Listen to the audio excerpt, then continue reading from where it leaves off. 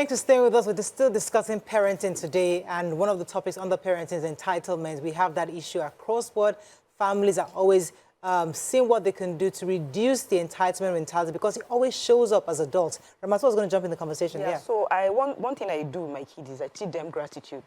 I always tell them to be grateful for what they have, and they should value what they have.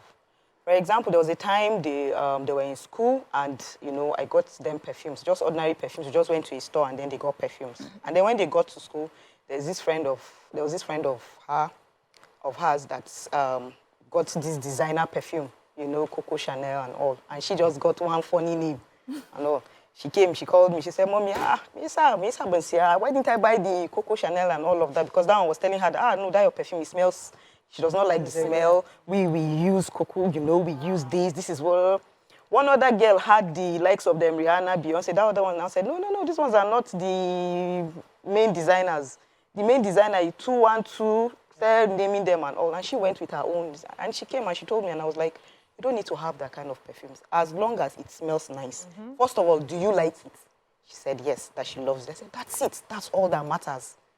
The cost or where you got it or the name does not matter. As long as it smells nice and that's what you want, that's all that matters. So I think grateful and, be contented with what you have. But there's a part that Bisi touched on I think is really important. That's sibling. It always happens where when siblings are together, parents are not unable to manage those relationships, having favorites or preferring one to where one seems to be more favored than the other. Or one is able to get, wants to get something, like if you send the last born, that one will get everything. And then that one always has that entitlement that, listen, I own it, I'm the one that everybody loves, mommy loves me, daddy loves me, and you get everything. And it now grows into you, and you feel that everybody should be paying homage to you, that you're the person, everybody should, all the oldest, feeling that I am the one in charge here, daddy doesn't take any decision without running it by me, so whatever happens, I'm the box starts at my table. So there are different ways parents do these things that affect siblings' relationship. Growing up, have you guys experienced that?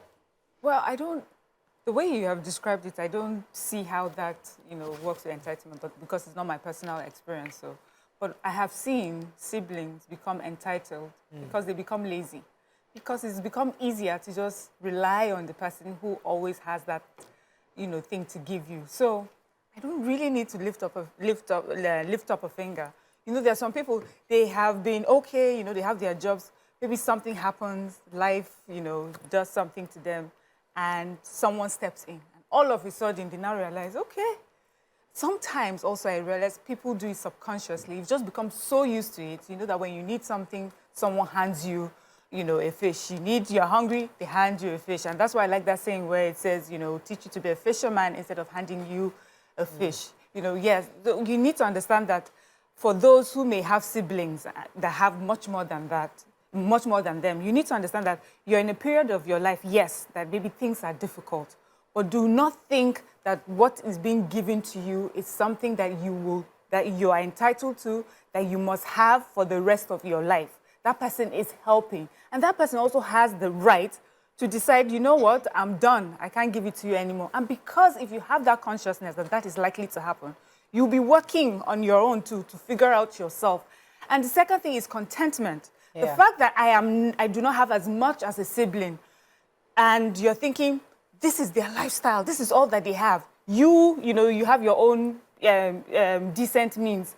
Understand that you have two different lives. That is their family, and this is who you are, and this is what you can afford. And focus on yourself, because that's where I've also seen where you just want all the things that your other sibling has, because that person is your sibling. You can't. You need to realize, as they say, they give birth to us one by one. And your life is one by one as well. Be content and don't be lazy. And remember that in a don't rely on short-term help for long-term, lifestyle. Final words on this? Yeah. So, okay. Final words on it. Okay, so another thing is parents should try and discover their children's talent from time. Not everybody that goes to school will make it in life. There are some people that, maybe handwork or something, you discover it early, is good to harness it at that point in time so that the child can, in future, when the child becomes on his own, he'll be able to take care of himself instead of being entitled and depending on all the others. Because I've seen a family that kind of a thing happened to, where the siblings were, you know, doing very well. Those ones do well in school. But the guy knows how to fix things. He's an electrician. He knows how to do things and all. But the mother said, no way, that he has to go to school. He struggled all through school. And he finished the school that she wanted him to go. Meanwhile, he didn't learn all the electrical stuff that he was supposed to have gone to learn. And now he now depends on the siblings and all, and because of that he's entitled. And he's always like, this person has money now, this person should send something to me. He has a family as well. The parents have a really big role in this whole. Yes. Let me come to you as you wrap up. Yeah, so we just need to be truthful to ourselves. And, you know, this favoritism that we don't like to talk about has caused more harm than good, especially when you're raising children. I don't think any parent should single out one child and say, this is my favorite. No matter how you feel inside, hide it. Do not show it. Make sure that everything you give in your capacity comes out as equal. Every punishment you met for a particular offense comes out as the same for everybody. Life will always put them in their different positions. I always believe that we may be classmates, we may be siblings, but we are not grace mates. My destiny is different from your destiny. If every child understands that my path in life is different from my sister's path or my brother's path, and they face their own path, and they understand with gratitude what they are supposed to do, we will not have cases of entitlement. Now, when you give somebody one thing one time, second time they come, you give. Third time, it starts bringing that entitlement that I deserve this. And when you stop giving, it becomes a problem. So what I do before any request comes to me, from the beginning, I already know if I'm saying yes or no. We also need to find a way to be a bit more assertive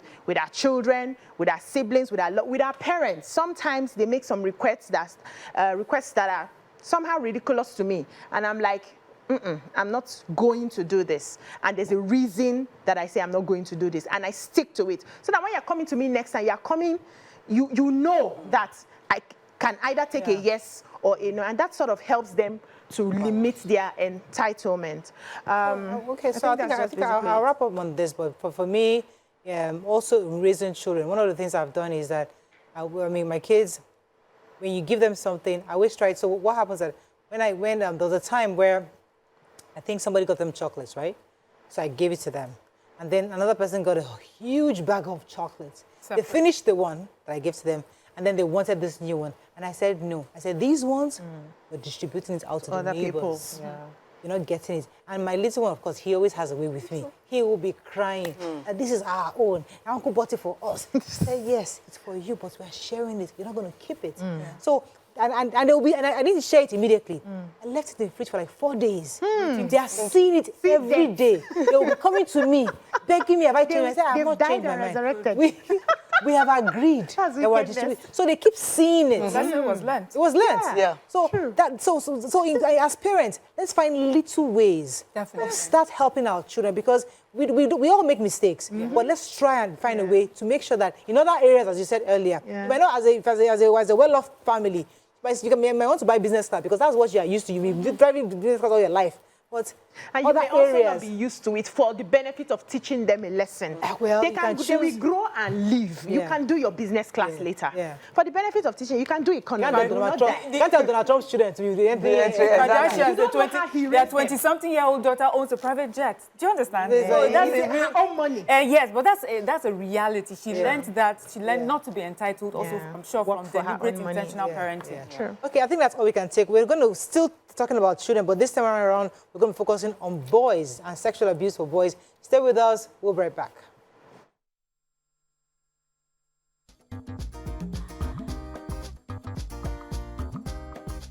Stay tuned.